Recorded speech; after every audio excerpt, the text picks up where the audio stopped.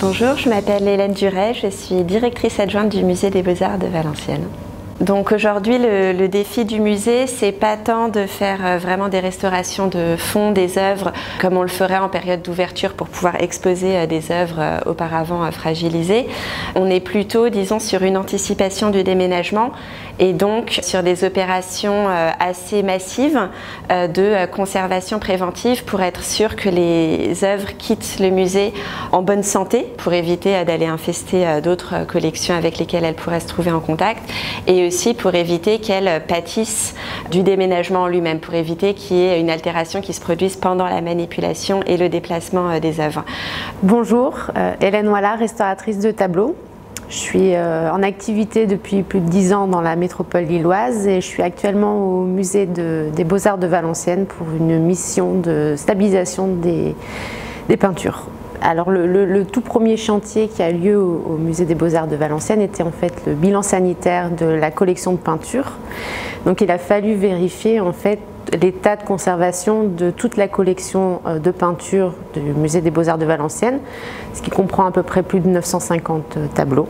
Justement, suite à ce bilan sanitaire, on a détecté en fait des œuvres qui nécessitaient vraiment une urgence de traitement et un isolement par rapport au reste de la collection. Donc on a découvert, ce qui n'est pas rare dans une collection, c'est la présence d'insectes xylophages, donc des insectes qui vivent dans le bois, se nourrissent du bois et altèrent en fait les éléments en bois d'une œuvre. Donc ça, il a fallu les isoler pour éviter la contamination à l'ensemble de la collection. On a fait par exemple 3 campagnes d'anoxie. L'anoxie, c'est cette opération qui consiste à placer des œuvres dans un espace privé d'oxygène pour tuer les insectes xylophages qui pourraient se trouver dans les cadres, dans les châssis ou dans la matière même de l'œuvre quand c'est une peinture sur bois ou une sculpture en bois. Et une autre problématique qui est un peu moins courante quand même dans une collection, c'est qu'on a découvert la présence de micro-organismes sur une partie de la collection. Donc là aussi, il a fallu isoler ces œuvres contaminées pour éviter, toujours la même idée, la propagation sur le reste de la collection. Alors bonjour, je m'appelle Louise Dale, je suis régisseur au musée des Beaux-Arts de Valenciennes. Alors actuellement, le musée des Beaux-Arts de Valenciennes est en train de terminer plusieurs campagnes de stabilisation sur les collections, donc que ce soit peinture, sculpture, cadre et autres.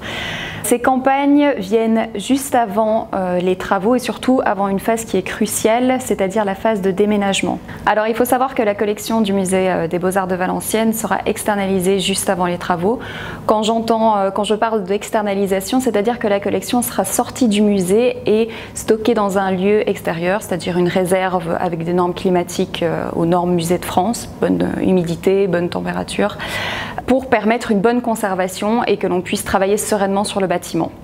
Quand on manipule une œuvre, il faut savoir qu'on prend énormément de risques, que ce soit pour la personne, mais également pour l'œuvre en tant que telle. Et donc ces campagnes visent à éviter un maximum qu'il y ait des pertes de matière durant ces différents transports. Alors en fait, le risque lorsqu'on manipule une œuvre, c'est que justement quand il y a des problèmes d'adhérence de la matière picturale au support toile, donc on a vraiment la matière qui est en lévitation sur l'œuvre, c'est justement au niveau des vibrations causées par la manipulation, il se peut que cette matière tombe au sol. Donc là, on a une perte qui peut être irréversible sur l'œuvre. Et donc on a dû justement stabiliser cette matière en réinfiltrant un adhésif pour recréer l'adhérence entre la couche picturale et le support. On a eu d'autres problématiques sur les œuvres sur toile qui étaient des déchirures. Donc la déchirure, c'est vraiment une rupture du support textile et justement avec le textile qui avait tendance à ne plus être dans le plan. Donc justement les vibrations, c'était toujours la même idée en fait, c'était d'éviter que l'état de conservation se dégrade. Et ensuite on a eu des œuvres comme celle-ci. C'est un tableau qui a été agrandi, donc on voit clairement le format initial de l'œuvre qui devait certainement être peut-être dans un élément architectural. Pour une raison dans son histoire, on a décidé d'en refaire un rectangle et donc d'agrandir toute cette partie n'est pas l'original. Et le problème, c'est qu'on a donc effectivement la matière originale et une matière qui a été rajoutée à un moment donné dans l'histoire de l'œuvre. Et en fait, la jonction entre ces deux parties-là est un élément fragile dans l'œuvre. Donc malheureusement, à notre stade de chantier de collection, on n'est pas vraiment dans la restauration restauration pure, on est vraiment dans la stabilisation, on fait le minimum pour assurer la bonne conservation de l'œuvre. Et là, en fait, ce qui s'est passé, c'est que pour vraiment bien stabiliser cette œuvre, il faudra envisager une restauration un peu plus fondamentale.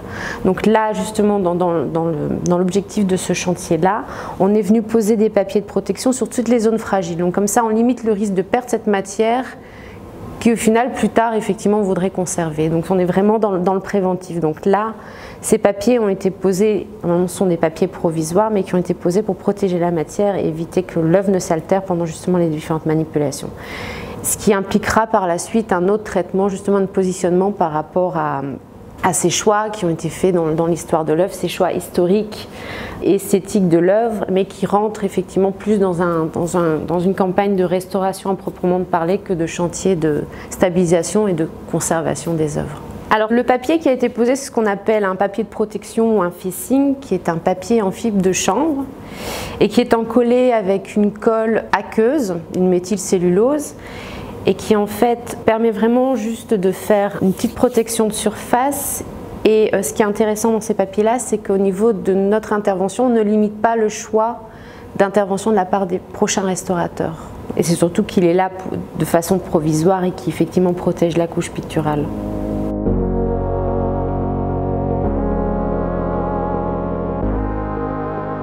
Alors du coup ici vous pouvez voir un tableau qui présente différents soucis en termes de conservation.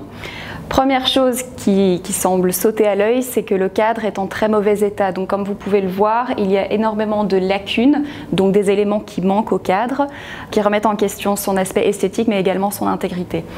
Donc ce cadre a été stabilisé durant cette période. Il y a eu de la colle qui a été injectée dans différents éléments. Donc comme vous pouvez le voir ici, on voit quelques petites fissures qui ont été stabilisées. Les manques n'ont pas été comblés. Ici, on s'arrête purement à ce qu'on appelle de la conservation préventive.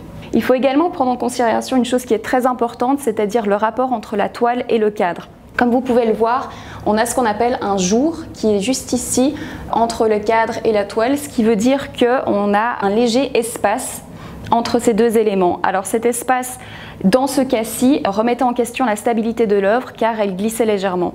Donc un autre élément important de cette campagne de stabilisation, c'est de revoir le système de fixation entre le cadre et la toile pour que justement l'ensemble soit le plus stable possible, qu'il n'y ait pas de vibration, de glissement de la toile entre le cadre et donc ultimement des lacunes par la suite. Et donc les opérations de restauration à proprement parler, c'est quelque chose qui nous attend après le retour des œuvres. Donc on va d'abord faire le déménagement, puis le déménagement retour, et ensuite on aura forcément des opérations de restauration avant la réouverture du musée.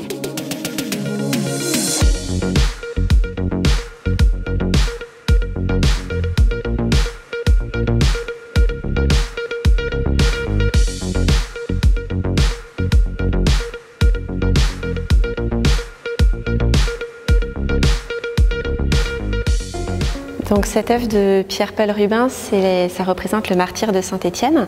Étienne, c'était le premier martyr de la tradition chrétienne. Il a été lapidé en 36, juste après le Christ, ce qui en fait vraiment un personnage assez central. Et donc ces trois scènes qui se lisent de gauche à droite, avec sur le panneau de gauche Étienne qui est face à ses juges, les juges du Sanhédrin, du Grand Conseil des Juifs, qui sont en train de le condamner à mort. Et donc au centre, on a la scène de la mise à mort à elle-même, la lapidation. Et donc on voit les bourreaux qui sont en train, dans un instant saisis sur le vif, de jeter des pierres sur Étienne, qui lui regarde vers le ciel pour s'en remettre au Christ et à Dieu. Et dans le panneau de droite, on clôt l'histoire avec donc la mise au tombeau d'Étienne qui est porté par ses fidèles pour être enterré, avec également la présence de la Vierge Marie qui rappelle la mise au tombeau du Christ peu de temps auparavant. Alors le triptyque de Saint-Étienne est une œuvre qui est véritablement majeure dans les collections du musée pour plusieurs raisons. Premièrement, de par l'artiste, Pierre-Paul Rubens, qui est un artiste emblématique de la région dont on conserve plusieurs œuvres au sein de la collection. Également pour le sujet représenté et aussi naturellement par les dimensions de l'œuvre qui sont relativement conséquentes. C'est une œuvre donc qui est composée de 3 parties, qui était présentée au public, qui pouvait être fermée comme qui pouvait être ouverte. Donc l'ensemble se compose de charnières qu'il faudra prendre en considération lors du démontage de l'ensemble. Donc le triptyque de Saint-Étienne est la dernière œuvre du musée des Beaux-Arts de Valenciennes qu'il reste entre guillemets à démonter et à déplacer. Premièrement, de par ses dimensions, de par ses matériaux composites, il a fallu réfléchir avec les restaurateurs, avec le service de la conservation du musée pour arriver à une solution qui soit véritablement optimale pour l'œuvre et donc pouvoir appréhender le démontage de ces différentes parties de la meilleure manière possible. Donc en amont du démontage du triptyque, donc du simple en fait retrait des 2 volets latéraux pour le dégager de son panneau central, il va falloir constater la couche picturale des œuvres pour déterminer si effectivement la couche picturale est stable, si ça ne présente pas de problème d'adhérence de la matière picturale, parce que comme tout mouvement, en fait, il y a toujours un risque, justement ces vibrations liées au mouvement d'une œuvre sont un risque en fait d'accentuer ce manque d'adhérence.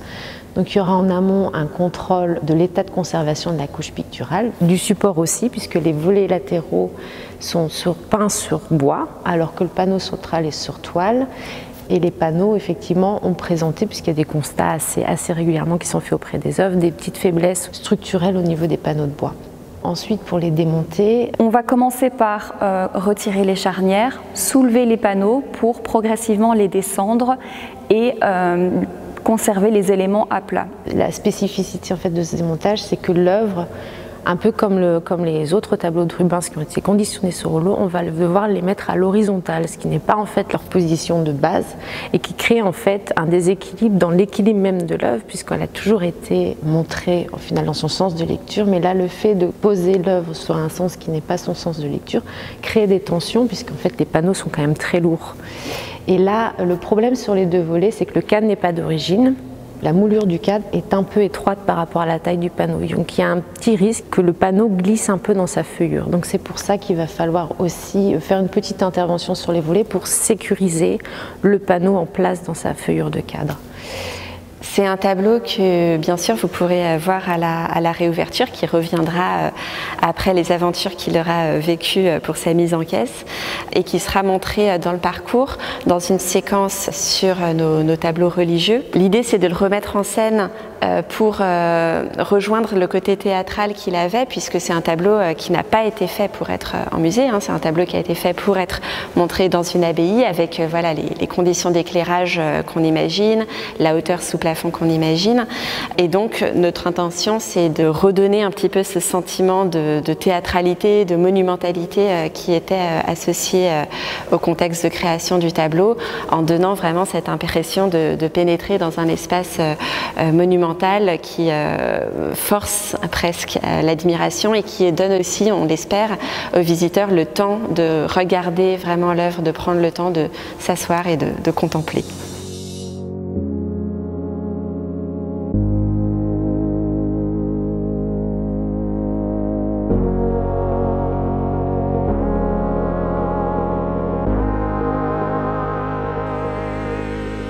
Pendant la fermeture du musée, les œuvres vont être stockées dans un entrepôt spécialisé de manière à pouvoir leur garantir des conditions climatiques.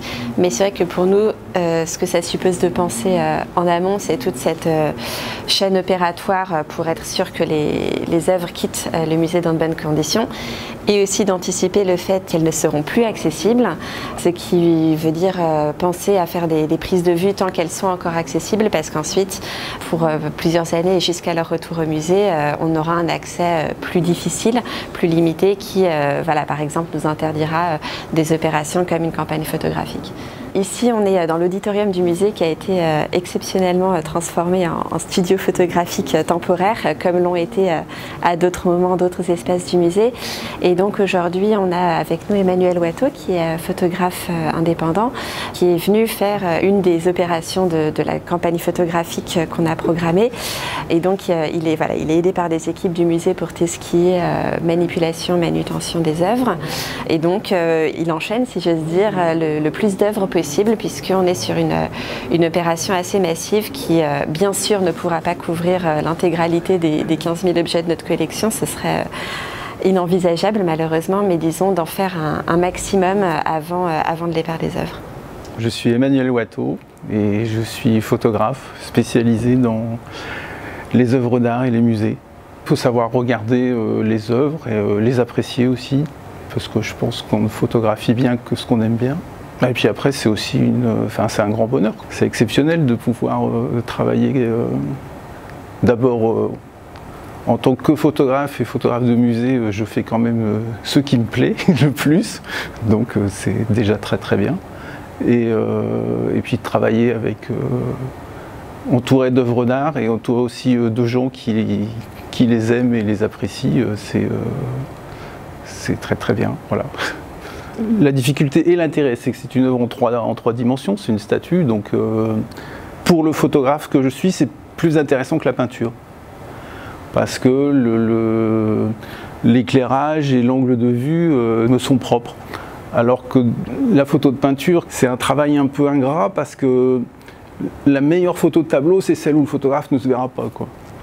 Si on voit trop le photographe, c'est que la photo est ratée, parce que c'est qu'il y a des brillants, c'est qu'il y a des ombres LED. Mais la peinture, ça reste quand même très très difficile à photographier, et c'est toujours décevant parce que voilà, l'œil du photographe ne se voit pas. Alors que la sculpture, bon, ça on la volume. Alors celle-là, elle est intéressante à volumer parce qu'elle est très... d'origine, elle est assez tourmentée. Il faut l'éclairer un peu comme toute lumière de sculpture, il faut que ce soit relativement doux comme lumière pour que les ombres ne soient pas trop marquées. Mais bon, là en même temps, il y a forcément des ombres et du volume à sortir, quoi. Donc c'est assez terrible parce qu'on voit qu'en bougeant un tout petit peu la source d'éclairage, ça change complètement la photo. Et à un moment, il faut se décider. Et c'est peut-être là que le photographe existe. De toute façon, en général, la prise de vue, ça n'est qu'une partie, c'est la moitié du travail. J'ai commencé à faire de la photo argentique il y a 30 ans, donc j'ai fait beaucoup de laboratoires, moi j'adorais ça. Et Photoshop, c'est le laboratoire du numérique, hein, avec encore plus de possibilités sûrement. Donc je suis Aurélien Nicole, je suis prestataire notamment en gestion de collection et ou production d'exposition, ça dépend de mes clients. Donc la campagne photographique, elle a commencé vers octobre-novembre 2022. Alors Diogène, il va repartir sur une palette qui est à l'entrée de l'auditorium dans lequel on se trouve. Puis il va repartir dans sa réserve, dans son casier, donc toujours le même casier, en tout cas on essaye toujours le même casier toujours pour cette histoire de localisation et de suivi de l'œuvre. Et probablement Diogène va intégrer le parcours permanent, si je ne dis pas de bêtises, à l'horizon 2025-2026, si tout va bien. Un musée, c'est un lieu d'image, et donc on a simplement besoin d'images pour faire connaître ce qu'on a dans notre collection par notre base de données en ligne, par exemple. Aussi dans nos échanges avec nos collègues d'autres musées qui souvent veulent savoir également ce qu'il peut y avoir au musée de Valenciennes. Voilà, ces visuels, ils sont mis à disposition de notre équipe de médiation qui se déplace sur le terrain, dans les écoles, dans les centres sociaux, dans différents établissements. C'est aussi les visuels qui viennent alimenter nos expositions hors les murs qu'on essaye de programmer dans l'espace public. Donc pour nous, c'est un matériau absolument indispensable pour continuer à maintenir ce lien avec le public, pour parler de nos œuvres, hein, ce qui est notre raison d'être. Et puis on a aussi un gros défi d'anticipation, puisque bien sûr on a envie de pouvoir à la réouverture aussi programmer un certain nombre de projets, notamment de projets de publication, et qui dit publication dit visuel. Donc c'est vrai qu'on essaye aussi dès aujourd'hui, alors qu'on n'a pas forcément encore tous les tenants et les aboutissants, de savoir voilà, quelles œuvres on voudra peut-être reproduire dans un catalogue ou dans un projet d'exposition futur.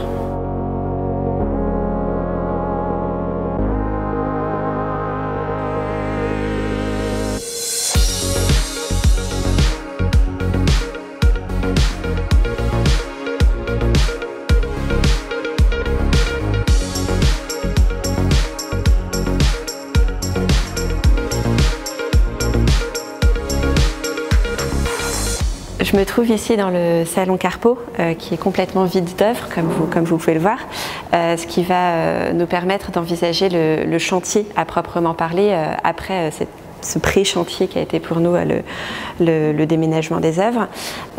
Et donc le chantier lui-même va avoir lieu en deux grandes phases.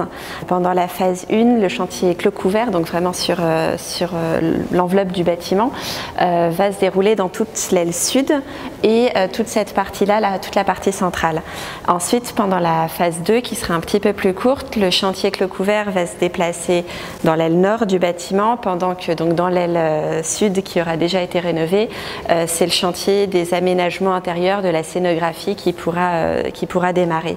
Après ces 2 phases, donc le gros du chantier clos couvert sera complètement terminé, en particulier donc la rénovation des verrières. Et donc là, il restera encore, disons, la fin du chantier de scénographie, et puis les étapes qui paraissent plus anodines, mais qui sont quand même assez conséquentes. Un temps de marche à blanc du bâtiment, le temps que les poussières retombent pour éviter que les œuvres arrivent et soient immédiatement empoussiérées. Et donc, bien ensuite, le retour des œuvres et l'accrochage avant la réouverture au public. Donc la verrière, c'est vraiment ce qui a déclenché le chantier du musée. Il faut comprendre qu'en fait, quand on dit la verrière, c'est les verrières, puisqu'il y a donc une verrière intérieure qui est celle qu'on voit depuis les salles, et la verrière extérieure. Et entre ces 2 verrières est logé notre système de climatisation. Il faut savoir qu'une verrière, en temps normal, c'est à peu près un demi-siècle de durée de vie normale. Donc ici au musée, donc le bâtiment date du début du XXe siècle, et la verrière a été renouvelée une première fois par petits bouts dans les années 1960 et 1970. Donc aujourd'hui, on arrive à un stade où on fait face à un vieillissement naturel qui occasionne, d'une part, des fuites ponctuelles, mais ce qui finalement pour nous a été plus préoccupant que ce manque d'étanchéité qui était plus ponctuel, c'est que notre système de climatisation, qui est fonctionnel, ne peut pas bien fonctionner dans les conditions climatiques auxquelles il est exposé. Donc l'objectif, c'est vraiment de gagner en isolation, ne serait-ce que pour les gains énergétiques qu'on imagine, mais aussi simplement pour permettre à notre système de climatisation de fonctionner comme on l'attend. Donc les travaux en eux-mêmes, donc vraiment l'intervention sur le bâtiment, vont commencer avant la fin de l'année. Et d'ailleurs, c'est un chantier sur lequel on a mis en place un certain nombre d'outils pour que le public puisse aussi comprendre ce qui se joue dans ce bâtiment qui a l'air fermé, qui est fermé de l'extérieur. Donc on a mis en place un blog des travaux sur notre site internet, une carte de nos œuvres en dépôt ailleurs pour que vous puissiez malgré tout aller les voir, et puis on espère multiplier les outils de ce type. Normalement, le bâtiment lui-même va disparaître derrière une palissade qui devrait être un très beau terrain de jeu là aussi pour communiquer d'autres informations. Donc je pense qu'il y a aussi une aventure à suivre.